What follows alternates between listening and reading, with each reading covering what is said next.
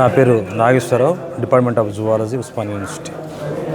ఈరోజు రాష్ట్రంలో జరుగుతున్నటువంటి పరిణామాలు చూసుకున్నట్లయితే తెల్ల ధరలు పోయి నల్ల ధరలు వస్తే నల్ల ధరల యొక్క పాలన దురదృష్టకరంగా ఉందన్నట్టు ఉంది. ఇది మాత్రం వాస్తవం. బ్రిటిష్ వాళ్ళ యొక్క పాలన ఎంత బాగుంటుందో కానీ బ్రిటిష్ వాళ్ళకన్నా దరిద్రమైన పాలన, నిజాంకైనా దరిద్రమైన పాలన అంటే ఇదే.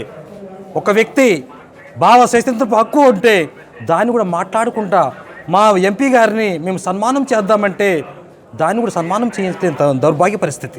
ఒక జనరల్ బాడీ మీటింగ్లో సంస్కృతి, సాంప్రదాయాలు, జీవన విధానము మొత్తం కూడా కాపాడుకుంటూ మా యొక్క సమస్యల గురించి మాట్లాడుకుందాం అంటే ఇంటర్నల్ సమస్యలు కూడా మాట్లాడకుండా దాదాపుగా ఏదైతే నిజాంలో ఉన్నటువంటి సైనికుల్లాగా కొన్ని వందల మందిని పోలీసులు దింపి మమ్మల్ని ఒక అరాచక పాలన ఏదో ఆదివాసులు చేస్తుంటారు. మేము టెర్రరిస్టులమ్మా, దేశద్రోహులమ్మా, ఎందుకు ఇలా చేస్తున్నారు? మేము ఏం తప్పని చేశాము? మేము తప్పని చేస్తే మీరు చెప్పండి. మేము తప్పని చేసి మీరు అరెస్ట్ చేయండి. తప్పని చేయకుండా స్వేచ్ఛగా మాట్లాడే ప్రజాస్వామ్యం కూడా ఇక్కడ లేకుండా చేస్తున్నట్టే చాలా దారుణమైన పరిస్థితి అని మేము ఖండిస్తున్నాము. ఇప్పుడు బేషరతుగా మా దగ్గర కానీ ఇప్పుడు స్వయం బాబురావు గారు అర్ధ గంటలో రాకపోతే 4 విద్యార్థులు చనిపోవడానికి సిద్ధంగా ఉన్నారు. ఆత్మహత్య ఆల్రెడీ పెట్రోల్ కూడా ఆ మధ్యలోనే ఉంది, తీసుకొచ్చి ఉన్నారు. వాళ్ళు చనిపోవడానికి కూడా ఉన్నారు. దానికి బాధ్యులు ప్రభుత్వం వహిస్తుందా, విద్యార్థులు వహిస్తారా, ఎవరు వహిస్తారు? రేపు రాబోయే రోజుల్లో మూకుముడిగా భౌతిక దాడులు కూడా జరగబోతున్నాయి. ఎందుకంటే మేము శాంతియుతంగా ధర్నా చేసినా కూడా, మేము శాంతియుతంగా సెమినార్లు పెట్టినా కానీ ఏమి పెట్టినా కూడా అలో చేయట్లేదు. కాబట్టి ఏజెన్సీ ఏరియాలో మొత్తం కూడా భౌతిక దాడులు జరగబోతున్నాయి. మీరు అవసరమైతే ఆపుకోండి. బ్రిటిష్ ప్రభుత్వాన్ని గడగడలాడించిన ఆదివాసులు, ఆ ఆదివాసులకు మీరు 10 లక్షల మంది ఇక్కడ ఉన్నారు. వాళ్ళు మీరు కంట్రోల్ చేయాలనుకుంటే ఎలా కంట్రోల్ చేస్తారు? పోలీసులతో కంట్రోల్ చేస్తారా? పోలీసుల బలం మీరు ఆగుతారనుకుంటున్నావా? మీకు తెలుసో తెలియదో ఏజెన్సీ ఏరియా ఎందుకు ఏర్పడ్డది?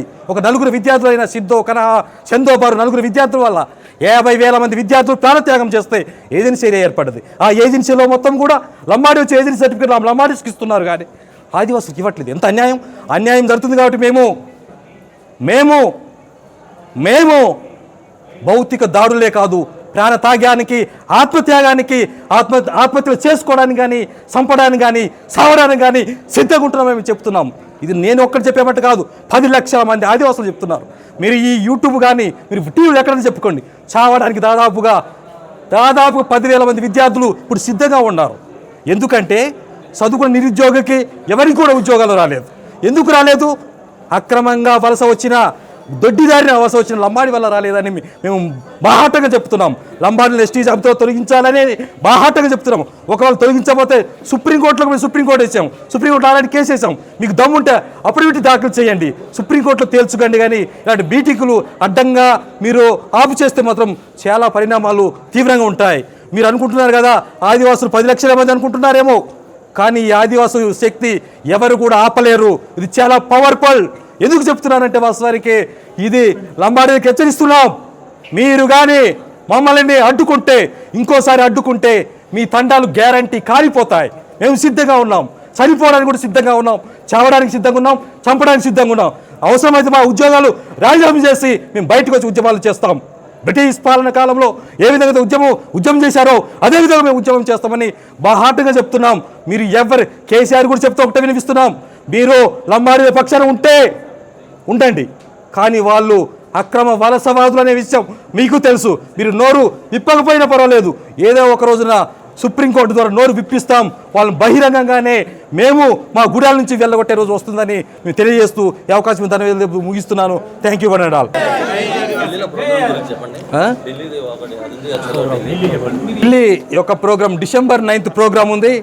దాదాపుగా ఇప్పటికే 4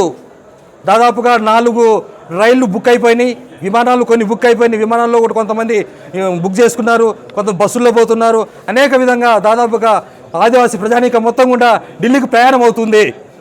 కాబట్టి ఇదే పిలుపు కనుకొని ఢిల్లీ జంతర్ మంతర్ దగ్గర అందరూ కూడా రావాల్సిందిగా ఆదివాసీ ప్రజానీకానికి పిలిపిస్తున్నారు. అర్థం కాలే. త్రూఅవుట్ ఇండియాలో ఉన్నటువంటి ఆదివాసులందరూ కూడా వస్తున్నారు. 42 ఎంపీలు వస్తున్నారు, ఎమ్మెల్యేలు వస్తున్నారు.